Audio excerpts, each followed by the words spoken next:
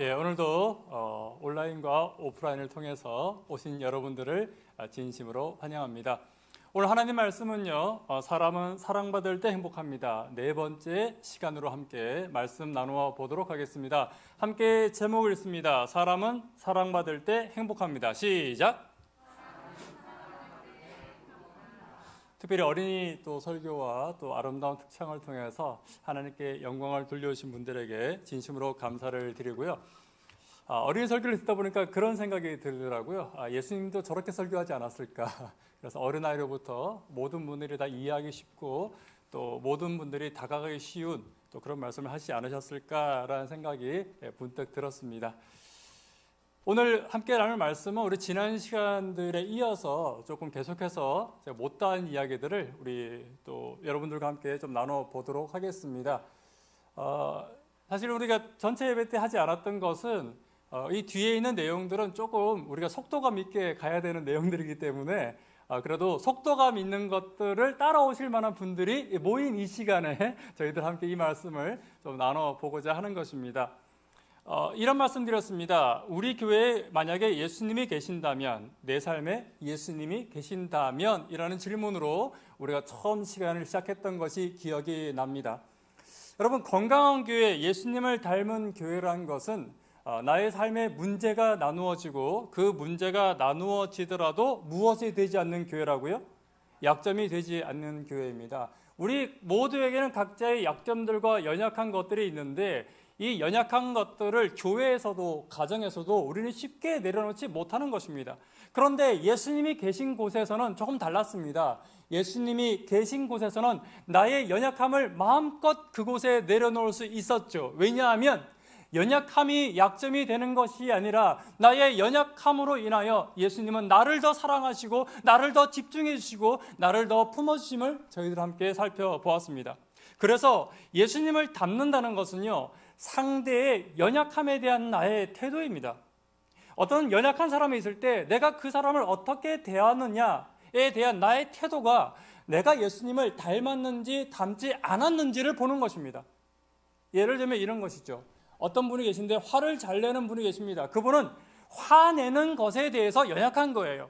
그런데 그 사람을 대하는 나의 태도는 어떻습니까? 저 사람은 화를 잘 내는 사람이니까 이라고 그 사람을 제외시키는 것이 아니라 그 사람의 그런 연약함 때문에 더 다가가고 더 그 사람을 위해서 기도하고 더 그 사람에게 집중해 주는 것, 이것이 예수님의 연약한 자를 대하는 태도이고, 저와 여러분들이 예수를 닮는다는 것은 결국 그 연약한 자에 대한 태도를 어떻게 가지느냐에 대한 것이다 라고 말씀을 드렸습니다. 예수님은 나의 연약함에 대해서 이렇게 말씀해 주셨습니다. 내가 나의 연약함을 인해서 내가 사자에게 붙들려 갈지라도 예수님께서는 나의 연약함을 그냥 내버려두지 아니하시고 목자이신 예수님은 다윗을 통하여 우리에게 사무엘상 17장을 통하여 말씀해 주셨죠. 사자에게 물려간 그 양을 위하여 비록 그 양의 잘못으로 인하여 사자에게 물려갔을지라도 예수님은 어떻게 하신다고요? 목자이신 예수님은 그 양을 찾기 위해서 사자와 싸우시는 것을 우리가 살펴보았습니다. 여러분, 그럴 때 사자에게 물려간 양이 할 수 있는 유일한 것은 목자의 이름을 부르는 것입니다. 그래서 예수님께서 말씀하셨죠. 누구든지 주의 이름을 부르는 자는 무엇을 얻을 것이라고요? 구원을 얻을 것이라는 것입니다. 여러분, 사람들은요, 사자에게 물려간 연약한 양에게 너무 요구하는 게 많아요.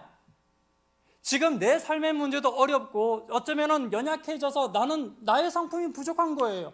화를 잘 내고 삐지기도 잘하고 성품이 부족한 사람에게, 또 믿음이 부족하여서 신앙이 부족한 자들에게 어쩌면 우리는 너무나도 요구하는 것이 많은 교회인지도 모릅니다. 그런데 예수님은 그렇게 하지 않으셨어요. 오히려 연약한 그 양을 위하여 예수님은 친히 사자와 싸워서 피투성이가 되어서 십자가에 달려 돌아가시기까지 그 양을 위해서 목숨을 바치신 분이 바로 예수 그리스도의 모습이었습니다. 여러분, 저와 여러분들이 그런 예수님의 모습을 한 뼘이라도 더 닮아가는 안식일 되기를 간절히 바랍니다. 기억하십시오. 예수님을 닮는다는 것은 연약한 자를 대하는 태도가 누구와 같아야 되는 것입니까? 예수님과 같아지는 것입니다. 연약한 자를 대하는 태도가 예수님과 같아질 때 나는 예수님을 닮은 교회, 또 연약한 자를 대하는 태도가 예수님과 같아지는 교회가 바로 예수님을 닮은 교회가 될 것입니다. 예수님의 십자가는 바라봄으로 구원받는 십자가입니다. 우리가 구약에서 모세가 놋뱀을 광야에서 들었던 사건들을 여러분들 기억하십니다. 그렇죠? 그 놋뱀을 바라본 사람은 다 구원받았습니다. 그들이 11조를 내고 내지 않건, 그들이 교회를 잘 나오건 나지 않건, 그들이 교회 봉사를 하건 하지 않건 간에 놋뱀을 바라본 자는 다 구원받았습니다. 예수님께서는 연약한 모든 자가 예수님의 이름을 부르기만 하면, 예수님을 바라보기만 하면 구원해 주시겠다라고 약속하시고 있는 것입니다. 여러분, 사람들은 매 순간 죄를 짓고 매 순간 우리가 연약하지 않습니까? 그래서 그 이사야서 있는 말씀을 함께 살펴보았죠. 이사야 46장 3절과 4절 같이 한번 읽어볼까요? 야곱의 집이여, 시작. 야곱의 집이여, 이스라엘 집에 남은 모든 자여 내게 들을지어다. 배에서 태어나부터 내게 안겼고 태에서 남으로부터 업힌 너희여. 4절.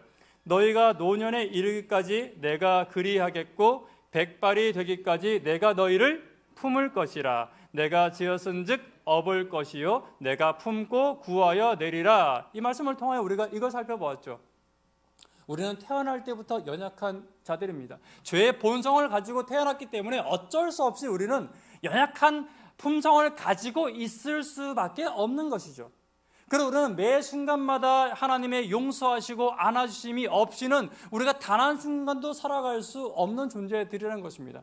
그렇게 예수님께서 우리의 죄를 용서하시고 우리가 예수님을 바라볼 때마다 예수님 우리를 용서하시고 치유하시고 회복시키시는 것입니다. 바라볼 때마다, 나아갈 때마다 그렇게 용서해 주시고 내가 바라볼 때마다 나를 안아주신 그 예수님께서 결국 나를 끝까지 예수님을 바라보는 나를 예수님은 4절에 보시면 내가 품고 구하여 내리라, 구원하여 줄 것이다 라고 말씀하시고 있는 것입니다. 사랑하는 성도 여러분, 하나님은 나를 사랑하십니까? 대답이 시원찮네. 하나님 나를 사랑하십니까? 사랑하시죠. 그 사랑에 대한 가장 확실한 저는 태도가 베드로 전서 4장 8절에 나온다고 생각합니다. 무엇보다도 열심으로 서로 사랑할지니 사랑한 허다한 죄를 뭐 한다고요? 덮느니라. 무엇보다도 열심으로 서로 사랑할지니 사랑은 죄인을 안아주느니라 라고 우리가 지난 시간에 함께 읽어보았습니다. 그래서 사랑은 덮어주는 것이고 덮지 않는 것은 사랑이 아닙니다. 죄에 흥분하는 것은 사랑이 아니라는 것이죠. 여러분, 신앙생활을 하다 보면요 가끔 오해받을 때가 있어요, 없어요? 있어요.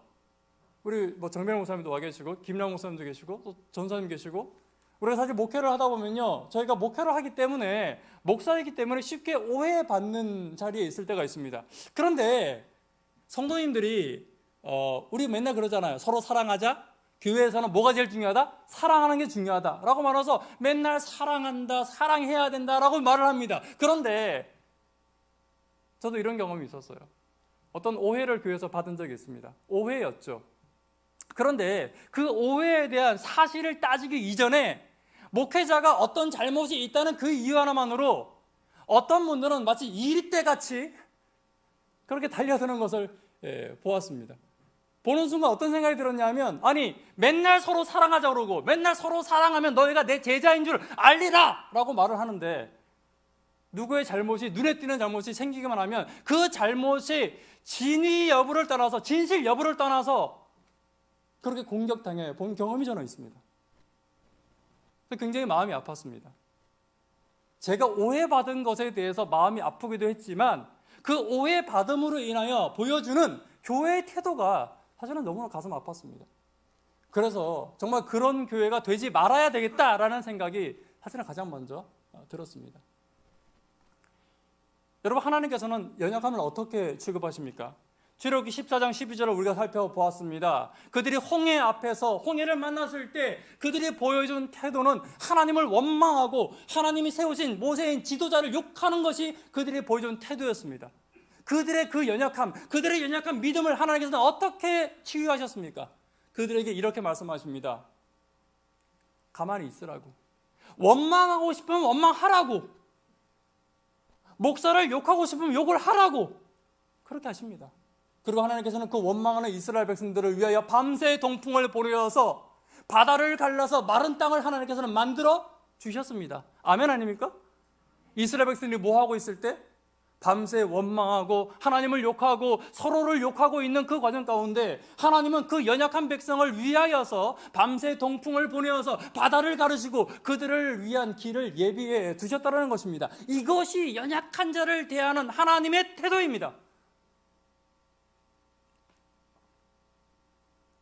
베드로전서 5장 7절에 우리의 염려를 주님께 다 맡겨라 라고 말씀하시고 있습니다. 염려라는 것은 연약함 때문에 오는 것이죠. 그 연약함을 주께 맡기라라고 말하고 있는 것입니다. 그리고 그 뒤에 말씀하시기로 10절에 보시면 재미있는 말이 나오는데요. 모든 은혜의 하나님이 곧 그리스도 안에서 너희를 부르사 자기의 영원한 영광에 들어가게 하신 이가 잠깐 고난을 당한 너희를 친히 뭐하게 하시며 놀아줄 것이 시작. 하나님은 내가 하나님께 나의 연약함을 맡기기만 한다면 나를 사자의 입에서 건져내 줄 뿐만 아니라 그 연약함을 내가 가지고 있는 모든 연약함을 치유하셔서 연약함이 다 치유된 나를 하나님은 어떻게 하신다고요? 온전하게 해주신다고요. 아멘? 여러분, 그래서 우리가 하늘나라 가는 거예요. 하늘나라는 온전한 사람이 가는 것입니다. 우리가 어떻게 온전해지는지 아십니까? 우리가 예수님을 바라보기만 하면 예수님은 나의 연약함이나 나의 부족함이나 나의 온전치 못한 것들을 예수님은 순간순간 내가 예수님을 바라볼 때마다 치유하시는 것입니다. 그렇게 치유받은 나의 연약함이 다 예수님 앞에서 십자가 안에서 사라지고 하나님 안에서 온전한 존재가 되었을 때 내가 천국을 약속으로 받는 것입니다. 사랑하는 우리 성도 여러분, 하나님 안에서 여러분 오늘도 이 안식일 하나님만 바라보는 시간을 통하여서 나의 연약함이 회복되는 온전함이 축복으로 내려지는 귀한 안식일 되기를 간절히 바랍니다. 그리고 7절에 말하기를 이렇게 말합니다. 염려를 주께 맡기기만 한다면 악한 마귀를 우리가 싸워서 대적하여 이길 수 있는 존재로까지 하나님은 만들어 주시겠다라고 또한 약속하고 있는 것입니다. 그런데 우리가 이렇게 염려를 주께 맡기면 우리가 어떤 존재가 된다고요? 온전한 존재가 되고 또 여기 보시면 마귀를 대적할 만한 존재가 되게 되어 있는데 사람들이 염려를 잘 맡긴다 못 맡긴다? 못 맡긴다는 게 문제예요. 사실은 여러분 말세에 대한 징조를 보면요, 말세의 징조 중에서 가장 큰 징조가 바로 뭐냐면 누가복음 21장에 나오는데 누가복음 21장은 말세의 징조에 대해서 이렇게 말하고 있습니다. 너희는 스스로 조심하라. 그렇지 않으면 방탕함과 술 취함과 생활의 무엇으로? 염려로 마음이 어떻게 된다고요? 누가복음 21장은 말세의 징조에 대한 것인데 그 말세의 징조 중에 하나가 뭐냐 하면 생활의 염려가 우리 속에 들어와 가지고 우리의 마음이 둔하여지는 것이 말세의 징조랍니다. 여러분들, 저와 여러분들은 지금 말세의 징조를 충실하게 잘 지키고 있는 거예요? 못 지키는 거예요? 말하기 좀 미안하지만 우리는 말세의 징조를 얼마나 잘 지키는 백성인지 모릅니다. 생활의 염려로 마음이 둔하여지죠. 누가복음 28장 3, 4절에는요 여러분 이 염려와 이 마음이 둔하여지는 것이 얼마나 심각한 결과를 초래할 수 있는지에 대해서 말하고 있습니다. 이 마음이 둔하여진 이 사람들이 어떤 일을 행하는지 누가복음 23장 34절입니다. 함께 읽습니다. 시작. 이에 예수께서 가라사대 아버지여 저희를 사하여 주옵소서. 자기의 하는 것을 뭐하지 못하나이다? 왜 알지 못해요? 둔해서 알지 못하는 거예요. 누구에게 하신 말입니까? 예수님을 십자가에 못 박는 군병들에게 하는 말입니다. 그들이 마음이 둔하여서 자기의 하는 것을 알지 못하고 있다는 것입니다. 여러분 마음이 둔하여지는 것은요 예수님을 십자가에 못 박을 수 있는 잘못도 저지를 수 있다는 것입니다.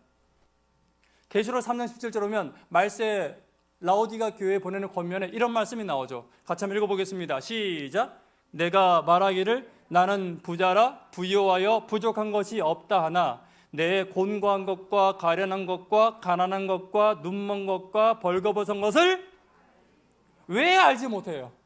보아도 보지 못하고 들어도 듣지 못해요. 왜 그래요? 둔하니까. 누가복음 21장에는 말세에는요 라오디가 교회에 보내는 권면과 같이 말세에는 반드시 성도들에게 둔하여지는 일이 있을 것이다 라고 말합니다. 이 날은 온 지구상에 거하는 모든 사람에게 임하리라. 재림의 날은 온 세상에 임하는 모든 사람에게 임하는 것인데 그 징조 또한 모든 사람들에게 있을 거라는 것입니다. 이러므로 너희는 장차 올 이 모든 일을 능히 피하고 인자 앞에 서도록 항상 뭐 하라고요? 우리가 깨어있는 일이 왜 필요하냐 하면 우리가 둔하여져서 우리의 잘못으로 예수 그리스도를 십자가에 못 박는 일을 없이 하기 위하여 우리에게 깨어있는 게 필요한데, 그 깨어있는 것이 바로 뭐냐면 기도하는 것이다 라고 성경은 말하고 있는 것입니다. 빌립보 4장 4절에는요 이런 말씀이 나옵니다. 같이 한번 읽어볼까요? 시작. 주 안에서 항상 기뻐하라. 내가 말하노니 기뻐하라. 너희 관용을 모든 사람에게 알가하라. 주께서, 여러분 예수님께서 말씀하십니다. 너희가 기뻐하라고요. 왜 기뻐하래요? 왜 기뻐하래요? 읽으셨잖아요 방금. 왜 기뻐하래요? 4절에 보시면 예수님이 오실 때가 가까이 되었으니까 기뻐하라는 거예요. 자, 여러분 여쭙겠습니다. 예수님이 오실 때가 가까이 오면 우리가 기뻐해야 돼요? 불안해야 돼요? 기뻐해야 된대요. 그런데 기뻐요? 살짝 불안해요? 살짝 불안하면 기쁘지 않아요 사실은. 그래서 6절에 이렇게 말씀하십니다. 뭐라고 말씀하시냐면 예수님이 가까이 오면 당연히 너희가 기뻐해야 되는데 너희가 안 기뻐하는구나. 왜? 염려 때문에. 6절, 그 뒤에 6절, 아무것도 뭐 하지 말고 염려하지 말래요. 바라보기만 하면 구원받으니까, 바라보기만 하면 너의 연약함을 치유해 주시니까 아무것도 염려하지 말래요. 염려하지 않기 위해서, 모든 것을 맡기기 위해서 뭐 하라고요? 오직 모든 일에 기도와 간구로 너희 구할 것을 감사함으로 하나님께 아뢰면, 다시 말하면 기도하면, 7절 그리하면, 기도하면 이라는 말이죠. 모든 지각에 뛰어난 하나님의 평강이 그리스도 예수 안에서 같이 읽습니다. 너희, 시작. 너희 마음과 생각을 지키시리라. 아멘. 우리가 기도하기만 한다면 예수님께서 우리의 마음과 생각을 지켜주시겠다라는 것입니다. 자, 정리하자면 이렇습니다. 여러분 굉장히 많은 이제까지의 모든 것들을 지금 복습하느라고 지금 다들 눈동자가 심히 흔들리고 있어요. 염려가 있습니다. 염려가 있는 것은 잘못이 아니죠. 염려가 있습니다. 말세에는 모든 사람에게 염려가 있고, 믿음 좋은 목사이건 믿음 좋은 장로님이건 집사이건 다 사실은 염려가 있다는 것입니다. 그런데 이 염려를 어떻게 처리하냐가 문제입니다. 나의 연약한 이 염려를, 나의 연약한 믿음 때문에 생기는 염려를 어떻게 처리하냐는 것입니다. 어떻게 하라고요? 기도함으로 예수님을 바라보기만 하면 그 연약함이 치유가 될 것이다 라는 것이 사실 결론입니다. 사랑하는 성도 여러분, 우리 안에 연약함이 분명히 있습니다. 그 연약함을 예수님을 바라보기만 하면 예수님은 치유해 주시겠다라고 약속하고 있는 것입니다. 예수님을 바라보는 일이 무엇이냐? 성경이 이렇게 말합니다. 기도하면, 기도하는 것이 예수님을 바라보는 것이다 라고 이야기하고 있는 것입니다. 여러분, 영영교회가 우리 수석 장로님 이하 우리 장로님들과 집사님들의 협력으로 요즘 정오의 기도 시간을 계속해서 가지고 있습니다. 그 시간, 우리 예수님을 바라보는 시간, 예수님을 쳐다보는 그 시간이 바로 우리의 연약함과 교회의 연약함이 치유받는 시간이라는 것을 여러분 기억하시고, 개인적인 기도와 교회의 기도 시간에 여러분 함께 더 강력하게 협력해 주시기를 간절히 바랍니다. 저희 교회는 또 온라인을 통해서도 굉장히 많은 분들이 영상을 보시더라고요. 생각한 것보다 온라인을 통해서 보시는 분들이 훨씬 더 많은 것을 제가 보게 됩니다. 얼마나 감사한지 모르는 것입니다. 온라인을 통해서 방송을 보시는 분들도 정말 영영교회 성도로서 같이 기도하는 일에 항상 협력해 주시기를 또한 간절히 부탁을 드립니다. 누가복음 8장으로 다시 넘어오면요, 누가복음 8장에는 가시에 떨어졌다는 것은 말씀을 들은 자이나 지내는 중 이생의 무엇과 염려 때문에 그것이 온전히 결실치 못한다라고 이야기했습니다. 여러분, 그 염려를 우리가 하나님께 맡기지 못하면 어떤 일이 벌어지냐면, 아까는 예수님을 십자가에 못 박는 일이 벌어질 수 있어요. 마음이 둔해져서. 또 라오디가 교회에 보내는 권면에 보면 우리의 마음이 둔하여지면 들어도 듣지 못하고 보아도 보지 못하는 잘못이 우리에게 생길 수 있는 것입니다. 영적인 일이 완전히 어두워져서 사단이 오는데도 사자가 오는 것인지 고양이가 오는 것인지도 구분 못하는 거예요. 또 하나, 우리의 마음이 염려로 가려졌을 때 또 하나 생기는 문제가 바로 뭐냐면 바로 이것입니다. 씨 뿌리는 비유에 보시면요, 가시에 떨어진 비유가 나오는데 그 가시가 생활의 염려라고 나옵니다. 삶의 염려라고 나오는 것이죠. 그런데 그 염려 때문에 말씀이 우리 속에 들어온다 하더라도 이 말씀이 우리 안에서 온전하게 열매 맺지 못하게 하는 일을 그 가시가 하는 것입니다. 염려가 하는 것이죠. 여러분, 예수님의 십자가에 달리신 그 예수님의 머리에도 무엇이 있었습니까? 가시가 있었죠. 그 가시는 우리의 염려입니다. 나의 연약함이죠. 그런 예수님께서 그 가시를 다 이제 뽑아버리시고 우리의 염려를 다 물리치시기 위해서 십자가에서 완전한 승리를 이루어셨음에도 불구하고 여전히 우리는 가시를 가지고 있는 것입니다. 끊임없이 말씀하십니다. 이미 예수님께서 뽑아버리신 가시를 왜 계속 가지고 있느냐? 예수님께서 이미 승리하신 승리에 대해서 왜 자꾸 의심하느냐? 예수님이 가까이 왔습니다. 이제 하늘에 갈 준비가 다 되어 있냐라고 물었을 때 우리의 마음은 여전히 불안한 것입니다. 자꾸 과거의 제가 생각이 나고 현재 변화되지 못한 나의 품성이 생각나고 그리고 앞으로 있을 미래에 대한 불안감이 자꾸 나를 괴롭히는 것입니다. 그런 염려로 인해서 예수님이 가까이 오셨음에도 불구하고 기뻐하지 못하고 있는 거예요. 그때 예수님 말씀하십니다. 내가 십자가에서 이미 이 가시를 다 뽑아버리고 이 가시를 없애버렸는데 너희는 나를 바라보기만 하면 되는데 왜 염려하고 있느냐?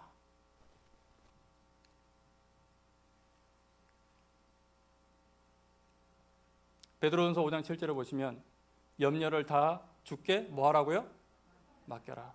이는 그가 너희를 돌보심이라. 바라보기만 하면, 기도하기만 하면 해결될 염려를 왜 품고 살아가고 있느냐라고 말씀하시고 있는 것입니다. 그런데 이 이야기는요, 사실은 신약의 이야기는 사실 다 구약과 짝을 이루고 있는 거 아시죠? 그래서 이 신약의 이 이야기는 바울의 이야기는 베드로의 이야기는 사실 시편에 있는 이야기를 차용한 것입니다. 시편 55편을 잠깐 볼까요? 시편 55편 22절입니다. 내 짐을 함께 읽습니다. 시작. 내 짐을 여호와께 맡겨라. 그가 너를 붙드시고 의인의 요동함을 영원히 허탈하지 아니하시리로다. 똑같죠? 그죠? 염려를 주께 맡겨라. 짐을 여호와께 맡겨라. 염려가 짐이에요. 그가 너희를 붙드시고 그가 너를 돌보시고 똑같은 말씀입니다.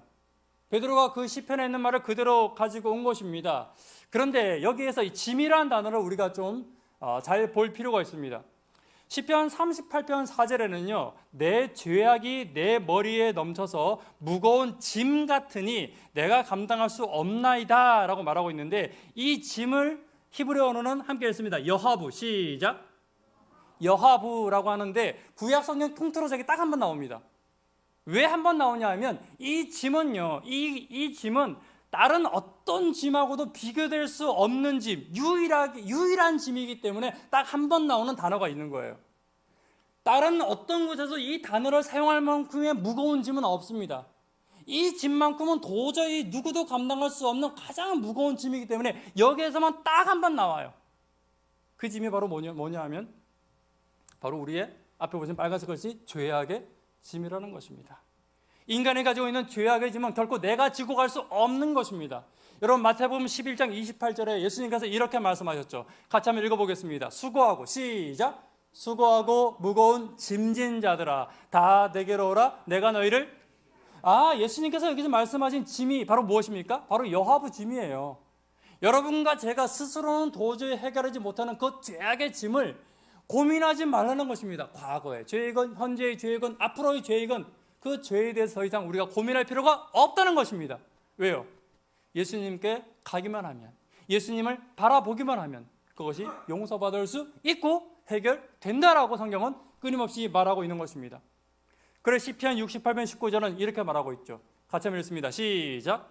날마다 우리 짐을 지시는 주 곧 우리의 구원이신 하나님을 찬송할지로다. 하나님은 어떻게 하신다고요? 날마다 우리의 무엇을 지신다고요? 여러분 이 짐이 뭐라고요? 죄악의 짐. 저와 여러분들은 매일매일 죄를 지잖아요. 그 죄를 지을 때마다 불뱀에게 물릴 때마다 사자에게 물려갈 때마다 예수님만 바라보기만 한다면 예수님께서 치유하시고 용서하시고 회복시키시겠다고 약속하고 있는 것입니다. 그래서 시편 55편으로 다시 넘어와서 시편 55편 2절에는 이렇게 말하고 있죠. 내 짐을 여호와께 뭐 하라고요? 시편 55편은 오늘 사실 좀 주목해 볼 필요가 있습니다. 왜냐하면 시편 55편에 지금 다윗이 이렇게까지 말할 수밖에 없는 이유가 있는 거예요. 다윗에게 굉장히 무거운 죄의 짐이 있었는데 그 죄의 짐을 예수님께 맡겼더니 그가 승리한 경험이 있는 것입니다. 여러분 성경을 한번 펴보시겠습니까? 여러분 가진 성경 시편 55편을 펴시면 시편 55편 그 위에 자그마한 글씨로 뭐라고 되어 있냐면 맨 위에 마스길이라는 글씨가 있을 것입니다. 있는 분도 계시고 무거운 성경 실어서 얇은 성경 갖고 계신 분들은 없을 것이고 조금 두꺼운 성경 갖고 계신 분들은 마스길이라고 써 있을 거예요. 파란색으로 관로 치고. 이 마스길의 뜻이 뭐냐 하면 교훈과 간증이라는 뜻인데 이 교훈은 내가 들어서 아는 교훈이 아니고 내가 직접 체험한 교훈을 이야기할 때 마스길이라고 말합니다. 그러므로 시편 55편은 다윗이 어딘가 주워 들은 말씀이 아니라 직접 뭐한 것이다? 체험한 것을 간증으로 쓴 책이 시편 55편입니다. 자, 그럼 시편 55편은 다윗의 어떤 간증이 들어가 있는지 잠깐 살펴보도록 하겠습니다. 시편 55편 1절에 보시면 이렇게 말하고 있습니다. 하나님이여 내 기도에 귀를 기울이시고 내게 간구할 때 숨지 마소서. 다윗이 무언가 굉장히 힘들고 괴로운 일을 당하고 있는 것입니다. 3절 같이 읽습니다. 3절 시작. 이는 원수의 소리와 악인의 압제 때문이라. 그들이 죄악을 내게 더하여 노하여 나를. 다윗이 왜 괴로웠어요? 원수의 소리와 악인의 압제 때문이래요. 여러분 다윗을 그처럼 괴롭혔던 원수와 악인이 누구입니까? 다윗을 그처럼 죽을 만큼 괴롭게 했던 원수와 악인이 누구예요?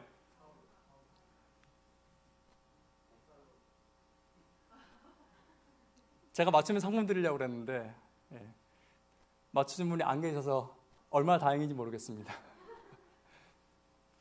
살펴보죠. 어떤 사람인지. 12절을 보시면 나를 책망하는 자는 원수가 아니라 원수일진데 참았으리라.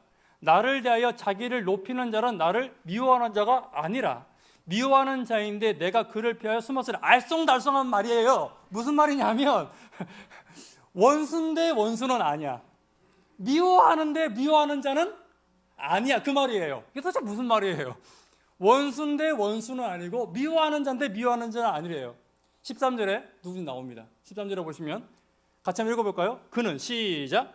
그는 곧 너로다. 나의 동료, 나의 친구, 나의 가까운 친구다.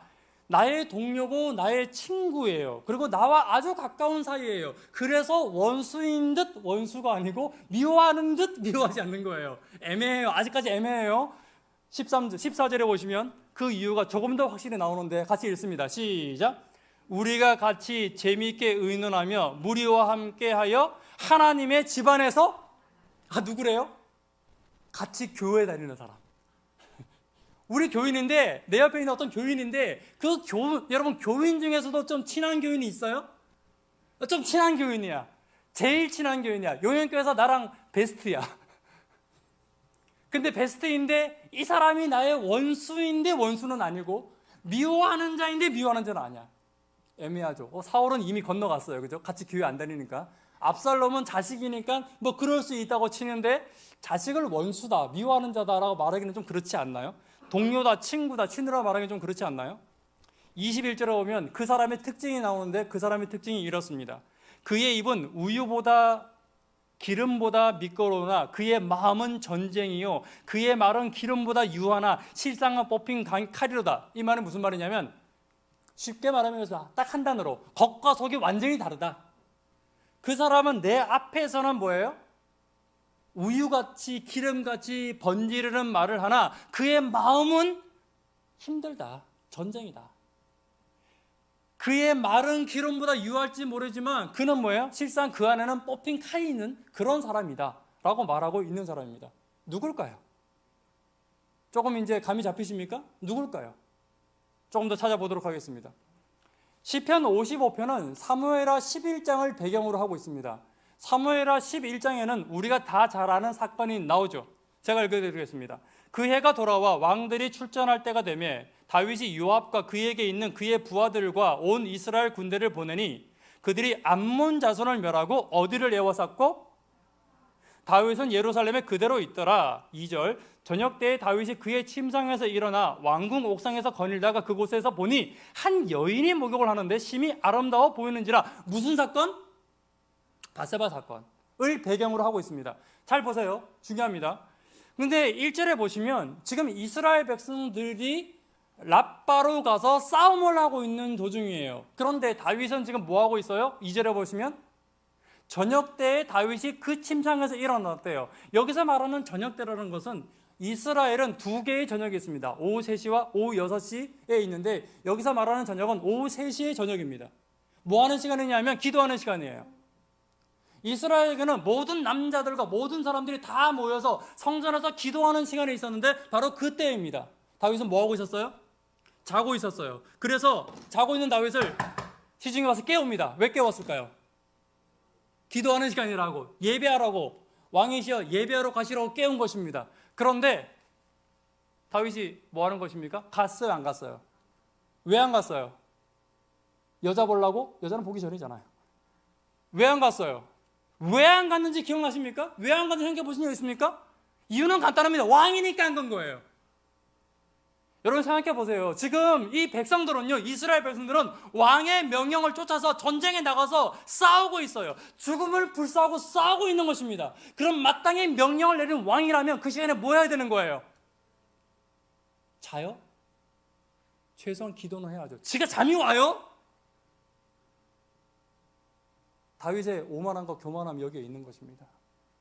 왕이니까 다른 사람들 다 예배하러 가고 다른 사람들 다 기도해도 나는 왕이니까 안 가도 돼.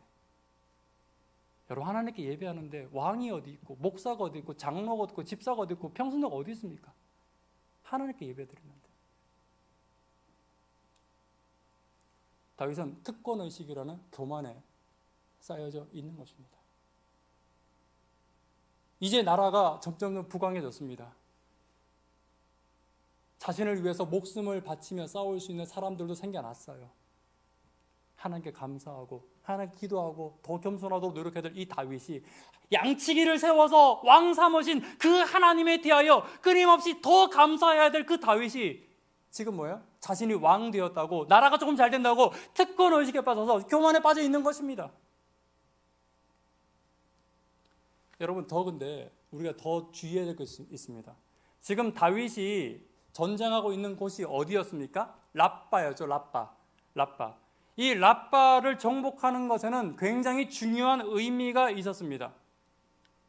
여러분 랍바는 어떤 곳인지에 대해서 잠깐 설명을 드릴게요. 시간이 좀 없다 하더라도 잠깐 설명을 드릴 테니까 잘 좀 주의해서 들어주십시오. 하나님께서는 창세기에서 아브라함을 택하셔서 내가 너로 나라와 백성을 삼으시겠다고 했습니다. 여러분 나라가 만들어지려면 세 가지가 필요합니다. 땅과 백성과 주권, 법이 필요합니다. 이 세 가지가 필요한데 아브라함 때 그 세 가지를 약속받지 못했습니다. 그냥 별만 보여줬어요. 네 백성에게 많을 것이라고, 또 땅이 있을 거라고. 그런데 그들이 애굽 땅으로 들어갔기 때문에 그들은 이 세 가지를 다 잃어버렸습니다. 그래서 하나님은 모세를 통하여서 그 백성을 애굽에서 건져내십니다. 건져내시자마자 하나님께서 그들에게 십계명을 주심으로써 그들에게 주권과 법을 선포해 주시는 거죠. 그리고 백성을 마련해 오십니다. 그리고 그 백성에게 어디로 가라고요? 가나안으로 가서 그 땅을 정복하라고 말한 것입니다. 이제 땅과 백성과 법이 삼위일체가 되어서 하나의 온전한 국가가 되도록 하나님께서는 말씀하시고 있는 것입니다. 그래서 민수기에서는요, 백성의 수를 셌어요. 왜 셌습니까? 우리나라에 몇 명이 있는지 알아야죠. 백성을 확정하기 위하여. 이제 법이 확정되었으니 백성을 확정하기 위해서 숫자를 센 것입니다. 뭐만 남아있는 거예요? 땅만 남아있는 거예요.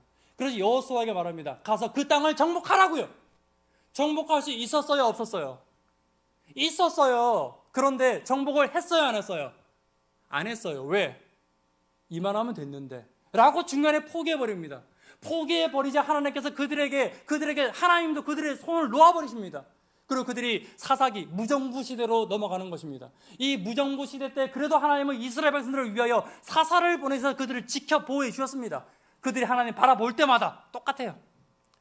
하나님은 바라볼 때마다 바라보는 백성들을 결코 하나님은 그냥 내버려 두지 않으셨습니다. 그렇게 사사기를 건너가고 그들에게 하나님께서는 드디어 왕을 세우시는데 그 왕이 바로 사울이었죠.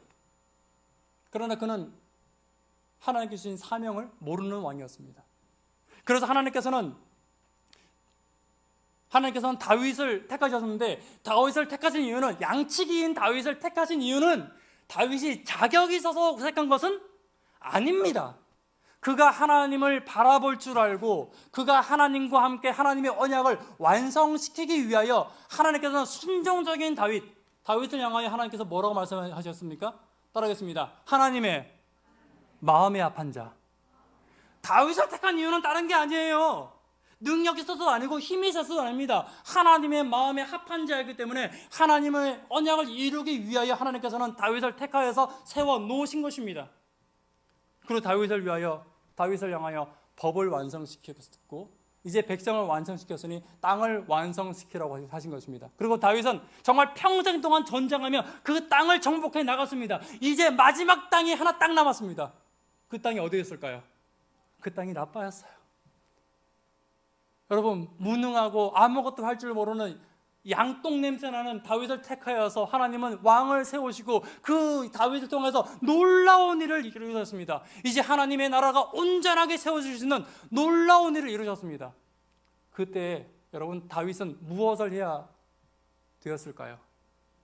자신을 왕 삼으신 것에 대해서 하나님께 감사하며 감격하며, 하나님께서 자신을 통하여 이 마지막 라빠를 남겨두신 것에 대하여 감격하며, 이제 이 마지막 약속이 이루어짐을 통하여서 정말 하나님께 영광을 돌리는 예배를 드리고 있어야 될 그 시간에, 야, 내가 이렇게 잘났어. 내가 한 거잖아. 내가 이 아무도 못한 이 나라를 다 통일시키고 이제 저기 조그마한 라빠만 남았어. 그의 마음이 교만하고 오만해진 것입니다. 그 오만하고 교만한 틈에 마귀가 그에게 들어가게 되죠. 3절. 다윗이 사람을 보내 그 여인을 알아보게 하였더니 그가 아르되 그는 엘리암의 딸이요 햇사람 우리아의 아내 밧세바가 아니니까. 아까 말씀드렸죠. 옥성에서 왔다 갔다 하고 있는데 예배드릴 시간에 예배드리지 않고 기도할 시간에 기도하지 않고 옥상을 왔다 갔다 하다가 옥상 밑에 딱 보니까 누가 보여요? 여자가 보이는 거예요. 근데 여러분, 예루살렘의 구조를 여러분들이 조금 이해하실 필요가 있습니다. 예루살렘의 구조는요, 이렇게 층층 단위로 되어 있어요. 이렇게 층층 단위로 되어 있기 때문에 여러분, 다윗은 맨 꼭대기에 살았습니다. 그렇기 때문에 다윗이 본 여인은, 여기 밑에 사는 여인은 아니었어요. 다윗이 슈퍼맨이 아닌 이상 이렇게 볼 수 없는 것입니다. 그래서 이 여자는 최소한 어디 살고 있는 여자예요? 다윗 바로 밑에 있는 가까이 살고 있는 여자였습니다. 가까이 사는 여자니까 어느 정도 그에 대해서 알고 있었다 몰랐다? 당연히 알고 있었죠. 그러고 말합니다. 신하들도 그에게 당연하다듯이 말합니다. 그는 누구의 딸이라고요? 엘리암의 딸이고 우리아의 아들이라고. 그때 다윗은 알았습니다. 아, 엘리암이 누군지 알았고 우리아도 누군지 알았어요. 여러분, 엘리암이 누굽니까? 엘리암에 대해서 알고 있어야 돼요. 그래야 다윗이 왜 이런 고백을 했는지, 왜 시편 55편을 썼는지 엘리암을 알고 있어야 됩니다. 우리아를 알고 있어야 돼요. 엘리암이 누구입니까? 엘리암과 우리암을 가르쳐주는 성경 구절이 사무엘하 23장에 나옵니다. 사무엘하 23장에 보면요, 다윗의 용사들의 이름이 나오는데 시간 없으니까 다 거두절미하고, 다윗에게는 아주 충실한 병사들이 있었는데 그 중에서 가장 충신들, 너무 충신이라서 시위대장을 삼았던 3명이 나옵니다. 왕의 최측권 부대, 호위실장, 경비실장, 대통령 비서실장, 이런 사람이에요. 이런 사람을 3사람이 나오는데 그 3사람 중에 한 사람의 이름이 바로 뭐냐면 아히도벨의 아들 누구라고요? 엘리암이에요. 엘리암 보통 사람이 아니에요. 다윗의 최측근들 가운데 그 측근들 가운데 중에서도 최측근인 사람, 다윗을 항상 보호하고 다윗 앞에 항상 방패막으로 서 있던 바로 경호실장이 바로 엘리암이었고, 그 경호실장 중에 한 사람이 우리아예요. 우리아. 근데 우리아는 누구예요? 햇사람, 이방인이에요. 그 엘리암에게 딸이 하나 있었는데 그 엘리암의 딸이 누구라고요? 밧세바예요. 밧세바. 그런데 이 엘리암이 또 누구인지 우리가 또 알 필요가 있습니다. 엘리암의 아버지가 누구라고요? 아히도벨. 아히도벨 누구예요? 아시죠? 아히도벨은. 아히도벨 누구냐면 아히도벨은 역대상 27장 32절에 보시면요. 33절만 있습니다. 같이 한번 읽어볼까요? 시작. 아히도벨은 왕의 뭐가 되었고?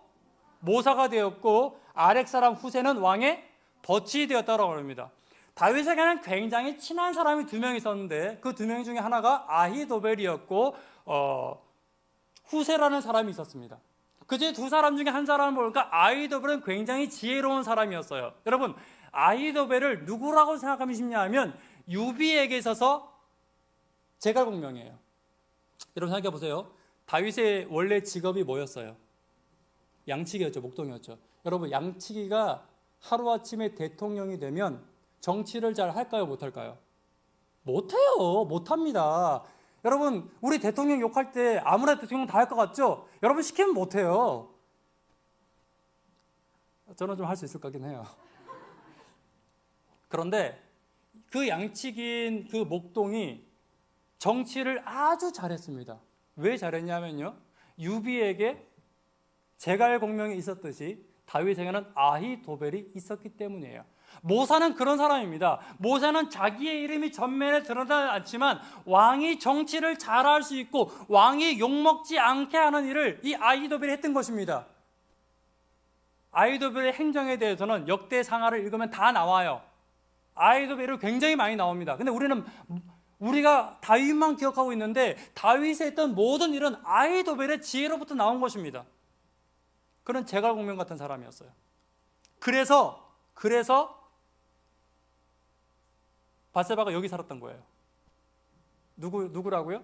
아히도벨의 왕의 모사, 왕의 최측근에서 왕의 정치를 다 도와주고 왕의 일거수일투족을 욕 안 먹게 도와주는 아히도벨에게 손녀인 바세바, 그리고 왕의 최측근에서 언제나 왕을 위해서 목숨을 바쳤던 엘리암의 딸, 그리고 왕의 최측근에서 언제나 왕을 위해서 대신 싸우러 나갔던 우리아의 아내. 그 아내가 바로 누구예요? 바세바예요. 바세바. 그 바세바를 봤습니다. 바세바가 이뻤을까요? 안 이뻤을까요? 뭐 그 거리에서 봤는데 이뻐봐야 얼마나 이뻤겠습니까만은 하여튼 이뻤어요. 그래서 한번 데리고 와보라고 했습니다. 뭐 왕이니까 그럴 수 있죠. 왕이니까 데리고 왔으면 뭐예요? 보고 아 이쁘네 하고 돌려보내면 되는데, 사절에 보시면 그 부정함을 깨끗하게 하였으므로 더불어 동침했다라고 말이 나옵니다. 다 성인들이시니까 이 부분을 조금 더 이야기를 해야 되겠죠. 여러분, 우리가 바세바에 대해서도 좀 공부를 할 필요가 있습니다. 바세바는 그 시간에 왜 거기서 목욕을 했을까요? 왜 그 시간에 밖에다가 욕조를 갖다 놓고 목욕을 했습니까? 우리 맨날 그래요. 저 여자도 정상이 아니라고. 정말 그럴까요? 성경에 그 이유가 나와 있습니다. 성경을 그래서 잘 읽어야 돼요. 성경에 보면요, 4절에 나와 있습니다. 바세바가 목욕한 이유에 대해서 이렇게 말합니다. 그 부정함을 뭐하게 하였으므로? 자, 성경에 보면요, 여자가 부정한 것에 대해서는 여러 가지가 있지만 그 중에서 가장 특별한, 그 중에서 가장 일반적인 것이 여자가 생리할 때는 여자가 부정하다고 성경은 여겼습니다. 말했죠. 그런데 그 생리가 끝나고 이제 하나님께 예배 드리러 나갈 때, 부정할 때는 예배 못 드렸으니까 그 부정함이 끝나고 하나님께 예배 드리러 나가기 전에 반드시 거쳐야 되는 일이 있었는데 그것이 바로 목욕하는 일이었어요. 그래서 바세바는요, 부정함을 깨끗하게 하였으므로라는 말은 무슨 말이냐면 이제 그의 생리가 끝나서 하나님께 예배 드리러 가야 되니 그가 지금 무엇하고 있는 것입니까? 따라하겠습니다. 정결예식. 그도 나름대로 하나님께 지금 예배 드리고 있는 거예요. 이스라엘에게서는요, 정결예식도 또 하나의 예배로 받아들였습니다. 바세바는 지금 자기 나름대로의 하나님께 나가기 위한 예배를 드리고 있는 거였어요. 그런데 왜 옥상에서 그 짓을 하고 있냐? 이유는 간단합니다. 여러분 잘 보세요. 아까도 말씀드렸듯이 이스라엘은 층층구조예요. 예루살렘 층층구조예요. 그래서 바세바는 거의 꼭대기에 살았단 말이에요. 꼭대기에 살았으니 꼭대기 옥상에서 목욕해봐야 누가 볼 사람이 있어요, 없어요? 밑에 있는 사람 못 봐요. 봐봐야 위에 있는 사람인데 그 시간에 뭐 하는 시간이에요? 기도하는 시간이에요. 그러니까 만약에 자기 남편도 그렇고 웬만한 사람들은 다 지금 전쟁터에 나가 있어요. 혹시 남아있는 사람들도 그 시간에는 뭐 하는 시간이에요? 기도하고 예배 드리는 시간이니까 당연히 아무도 못 보는 거예요. 그래서 본인도 깨끗하고 정결한 곳에서 하나님께 예배 드리기 위해서 옥상에서 예배 드린 거예요. 바세바는 무죄입니다. 바세바는 잘못이 없었어요. 다윗이 그걸 알았어요, 몰랐어요? 알았죠. 지금 그 여자가 뭐 하고 있다는 것? 정결 예식을 하고 있다는 것을 이제 알은 것입니다. 그래서 부른 거예요. 그 시간에 여자가 그렇게 할 이유는 그것밖에 없다는 걸 다시 알았어요. 그래서 성경 말하지 않습니까? 다시 한번 잘 보세요. 그 부정함을 깨끗하게 했으므로 더불어 뭐 했다고요? 여러분, 우리는요 잘못 생각하면 다윗이 여자 이쁜 여자 보고 혹해가지고 무슨 갑자기 이렇게 범죄를 저지른 것처럼 생기지만 여기 보면요 다윗의 범죄는 지극히 계획적인 것이었습니다. 여러분 그거 아시죠? 여자가 생리가 끝나고 나면 일주일 동안은 자연 피임 기간입니다. 우리 초등학교 다 배우잖아요. 초등학교 생물 시간에 배우는 거잖아요, 그죠? 그 자연 피임 기간이에요. 그 부정함을 깨끗하게 하였으므로 더불어 동참하매라는 그 말은요, 그 여자가 이제 생리가 끝나서 일주일 동안은 자연 피임 기간이기 때문에 더불어 동침해도 되겠다라고 다윗이 생각한 거예요. 그래서 그 바세바를 데리고 들어와서 동침한 것입니다. 계획적인 거예요, 우발적인 거예요? 계획적이고 계산적인 범죄예요. 천만에 우발적이지 않았어요. 그 여자가 옥상에서 목욕하는 걸 보고 그는 그것이 정결 예식인지도 알았고, 그것을 알았기 때문에 불렀고, 그리고 정결 예식이 끝나서 일주일 동안은 자연 피임 기간이기 때문에 내가 이 여자를 범해도 흔적이 남지 않겠다는 걸 계산해서 범죄하기로 결심한 것입니다. 그런데 아이가 생겨버렸어요. 여러분, 다윗의 죄가 있습니다. 하나님이 세우신 목적을 잃어버린 죄, 지나친 특권과 교만의식, 기도하지 않은 죄, 고의적인 간음죄, 계획적인 살인죄, 친구를 배신한 죄, 우리아와 아히도벨을 배신한 죄까지 다 포함되어 있는 것입니다. 여러분, 근데 이 다윗의 죄를 바로 옆에서 지켜봤던 사람이 하나 있습니다. 누굴까요?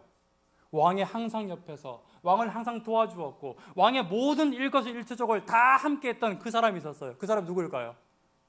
아히도벨입니다. 바세바의 할아버지, 엘리암의 아버지,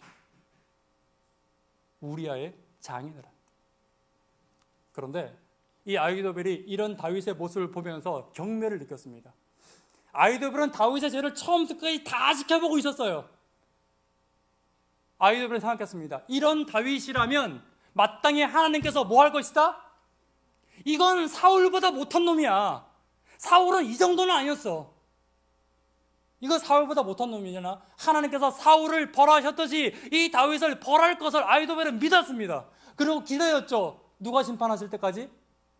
다윗 앞에서 말했습니다. 그의 입이 우유같이, 그의 입이 기름같이 말하고 있을지라도 그의 마음은 전쟁이었고 그의 마음은 품은 칼이었습니다. 이해하시겠습니까? 시편 55편의 그 이야기를. 그런데 어느 날 다윗에게 누가 찾아옵니까? 나단이 찾아오죠. 아히도벨이 예언의 시 보면 아히도벨이 속으로 쾌재를 불렀습니다. 드디어 선지자가 와서 이 사람을 벌하여 주겠구나. 그런데 이 선자를 만난 다윗이 회개를 해버립니다. 하나님을 바라봐 버립니다. 하나님을 바라보면 하나님은 그를 어떻게 하십니까? 안아주세요. 저는 하나님을 이해할 수는 없습니다. 이 정도 다윗이라면 저는 하나님을 이해할 수 없어요. 저는 아히도벨이 더 이해가 갑니다. 솔직하게 말씀드리면.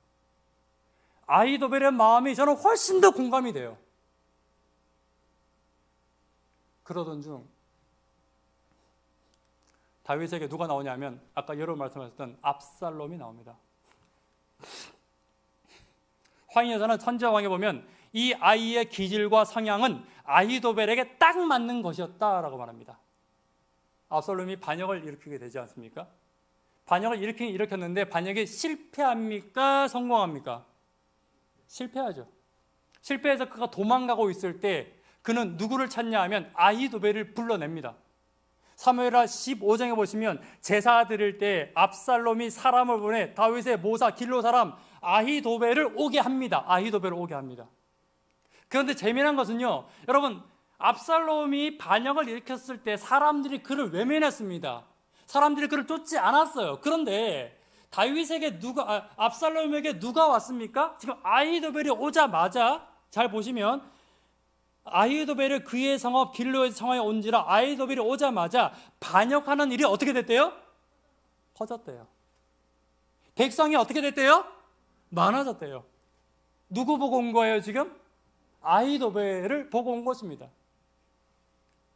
두 번째 반역은 성공합니다. 다윗이 압살롬에게 쫓겨 산으로 도망갑니다. 울며 도망갔어요. 울며 도망갔습니다. 여러분, 다윗이 그렇게 울었던 이유가 있을까요, 없을까요? 다윗이 울었던 이유가 있어요, 없어요? 지금 사실 시간 관계상 제가 자세한 얘기를 다 생략하고 하기 때문에 여러분들이 알고 있는 성경 지식 내에서 답해 주시면 됩니다. 다음에 혹시 우리가 성경을 공부할 시간이 있으면 더 깊이 공부할 필요가 있어요, 이 부분은. 자, 다윗이 울고 있는 이유가 있습니다. 왜 그러냐면 지금 압살롬을 그렇게 만든 것이 누구라는 걸 알고 있는 거예요. 나 자신이라는 것을 다윗은 알았어요. 압살롬이 그렇게 자기의 친구고 같이 교회를 다녔고 같이 자기의 가장 예쁜 곳에서 같이 자기를 가장 도와주던 그 압살롬이 자기를 그토록 죽이고 싶어하는 그 이유가 바로 나라는 사실을 다윗은 안 것입니다. 그래서 슬펐어요. 누구 죄 때문이에요? 내 죄 때문에. 도망간 다윗이 산에 있을 때 압살롬은 아히도벨에게 묻습니다. 모사여, 아히도벨, 내가 어떻게 하면 좋겠냐고. 그때 아히도벨이 이런 처방을 내립니다. 기가 막혀요. 저는 이거 보면서 얼마나 가슴을 찢었는지 모릅니다. 압살롬이 아히도벨에게 이르되 너는 제가 어떻게 하면 좋겠습니까? 라고 묻습니다. 21절, 아히도벨이 압살롬에게 이르되 왕의 아버지가 남겨두어 왕궁을 지키게 위한 후궁들과 더불어 모아서서, 촌수로는 엄마예요, 엄마. 어머니들과 더불어서 동침하소서. 그런데 동침을 하는데 어디서 동침을 해야 되냐 하면 22절, 이에 사람들이 압살롬을 위하여 어디에 장막을 쳤다고요? 옥상에 장막을 쳤대요. 그리고 압살롬이 온 이스라엘의 무리의 어디 앞에서? 눈앞에서 다윗의 후궁들을 범하는 죄를 압살롬에게 짓게 합니다. 아히도벨이. 왜? 바세바 사건 때문에. 옥상에서 어머니들을 범하는 죄를 짓게 하는 것입니다. 아히도벨이 그 마음 가운데 얼마나 칼이 있었는지 이해가 되지 않습니까? 사무엘하 17장에 보면 이 압살롬이 이제 다윗을 마지막으로 죽이고자 하는 장면이 나옵니다. 아히도벨이 이렇게 말합니다. 내가 2절 노란색 글씨, 내가 다윗 왕만 어떻게 죽이고? 그냥 죽이는 게 아니에요. 내가 다윗을 죽일 때는 어떻게 죽이겠다고요? 때려서 죽이겠다고, 쳐 죽이겠다고 말을 합니다. 그런데 이때 아까 여러분들 다윗에게는 두 사람의 측근이 있었는데 아히도벨하고 후세라는 사람을 여러분 기억하실 것입니다. 그 후세에 대해서는 제가 시간 관계에서 설명을 하지 않았지만 마지막에 후세가 하나 나오는데 이 후세에게 아히도벨에게도 묻지만 후세에게도 묻습니다. 그때 후세는 무엇이라고 말하냐면 그렇게 폼나는 일을 왜 아히도벨에게 시키십니까? 왕이 직접 나서서 이스라엘 온 국가에 있는 병사들을 다 모아서 다윗을 치러 직접 가라고 이야기합니다. 이 후세는요, 다윗의 측근이었습니다. 그래서 이 다윗을 살리기 위해서 시간을 벌어주고 있는 거예요, 지금. 14절 같이 한번 읽어볼까요? 압살롬과 온 이스라엘 사람들이 이르되 아렉 사람 후세의 계략은 아히도벨의 계략보다 낫다 하니 이는 여호와께서 압살롬에게 화를 내리려 하사 아히도벨의 좋은 계략을 물리치라고 명령하셨음이더라. 화인 여사도 이렇게 말합니다. 아히도벨의 계략이 옳았다고요. 그때 아히도벨에게 다윗을 치게 했으면 다윗은 죽었을 것이라고 말합니다. 그런데 누가 다윗을 살리기로 결심하시냐면 하나님이 다윗을 살리기로 결심하셨어요. 아히도벨이 어떻게 합니까? 그것을 바라보면서 아히도벨은 스스로 목매달아 죽고 맙니다. 여러분, 아히도벨이 왜 스스로 목매달아 죽었을까요? 이유는 간단합니다. 저런 다윗도 용서하시는 하나님을 선택하든지 저런 다윗을 용서하시는 하나님이라서 안 믿든지 둘 중에 하나였어요. 아히도벨은 하나님이 이해되지 않는 것입니다. 그렇죠? 저런 하나님이라면 나는 안 믿겠다는 거예요. 여러분, 악한 마귀가 저와 여러분들보다 성경을 더 잘 알까요, 모를까요? 근데 왜 멸망당해요? 악한 마귀가 마지막에 멸망당하는 이유는 간단합니다. 이런 놈이라면 당연히 죽어야 된다는 거예요. 하나님 공의대로 죽이십시오. 죄인인 이 사람들을 하나님 공의대로 죽으십시오. 법대로 죽여야죠. 왜 살립니까? 저런 사람들을 살리는 하나님을 나는 믿을 수 없습니다. 라고 악한 마귀가 죽는 거예요. 대장도 보세요. 그렇게 돼 있어요. 하나님의 사랑을 이해하지 못하는 마귀는 결국 죽을 것이다 되어 있어요. 하나님의 용서하심을 받아들이지 못하는 마귀는 결국 죽게 될 것이라고 말하고 있는 것입니다. 아히도벨이 그래서 죽었어요. 그래서 죽었어요. 사랑의 하나님을 인정하지 못해서, 하나님의 용서하심을 인정하지 못해서, 하나님 바라봄으로 용서받는 저 사람들이 배 아파서 죽은 거예요. 배 아파서. 그런데 여러분, 지금 이 이야기 중에서 가장 나쁜 놈은 다윗이잖아요. 그죠? 그 중에 가장 나쁜 건 다윗이에요.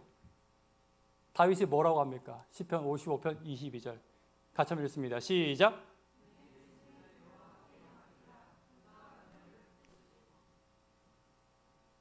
로마서 8장 31절입니다. 그런즉 이 일에 대하여 우리가 무슨 말하리요? 만일 하나님이 우리를 위하시면 누가 우리를? 마귀가 욕하고 사람들이 욕하고 저 사람은 공의대로 죽어야 된다라고 그렇게 말을 하지만 하나님이 나를 용서하시기로 하시면 괜찮아. 따라하겠습니다. 괜찮아. 로마서 8장, 우리를 우리 주 그리스도 예수 안에 있는 하나님의 사랑에서 끊을 수 없느니라. 여러분, 끊을 수 없는 하나님의 사랑, 피할 수 없는 하나님의 사랑을 감사하시고 받아들이시고 다윗과 같이 끔찍한 죄가 내 속에 있을지라도 덮어주시는 하나님의 사랑을 맛보아 경험하시는 저와 여러분 되기를 간절히 바랍니다. 철저히 무너진 삶 속에서 하나님 나에게 말씀하십니다. 주만 바라보고 살라고 하십니다. 나의 연약함으로 인해서 부서진다 해도 하나님은 나의 구원자이시고 나의 위로자이십니다. 내가 주를 볼 때 바라보기만 하면 나를 구원하시는 주를 만나게 되는 것입니다. 사랑하는 여러분, 언제나 연약한 나를 붙드시는 하나님을 끊임없이 바라보시는 저와 여러분 되기를 간절히 바랍니다.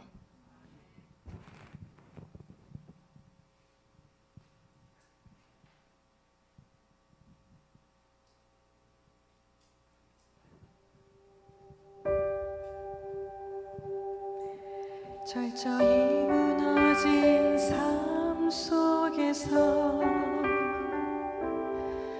하나님 나에게 역사하시고 믿음의 시선을 허락하사 주를 주목하게 하시네. 때로는 견디기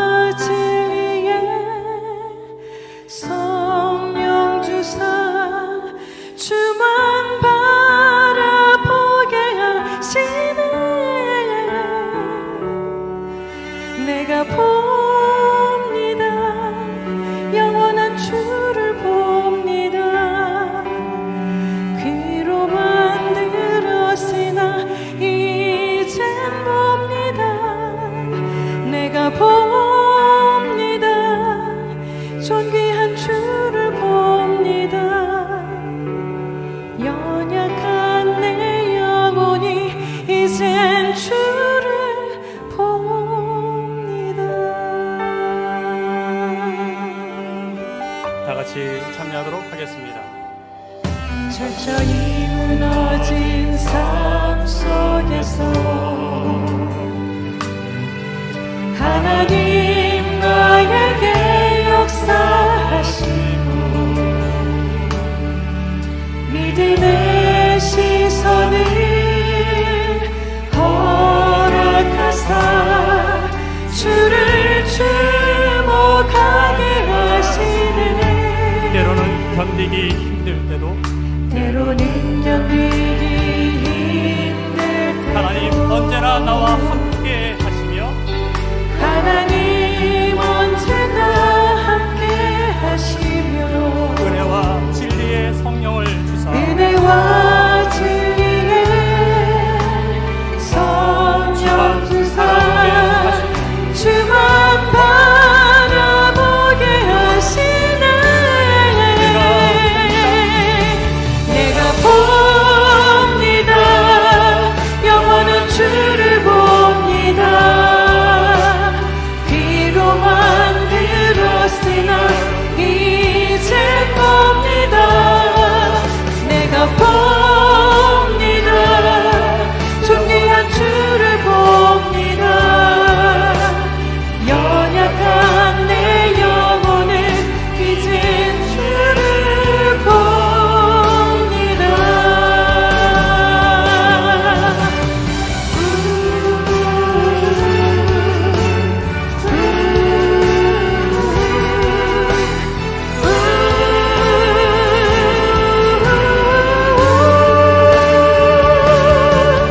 은혜와 진리의 성령 주사 주만 바라보게 하시네.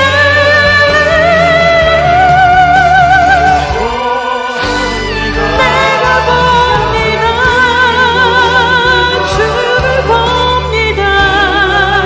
들었으나 이젠 봅니다.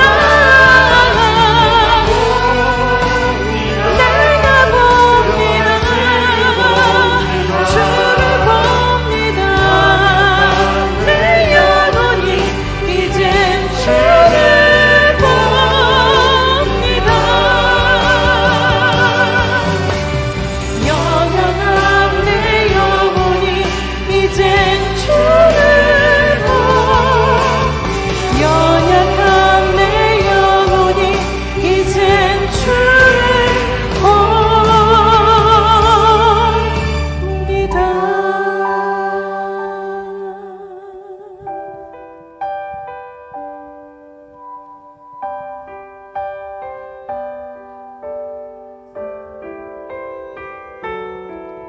내가 봅니다 영원한 주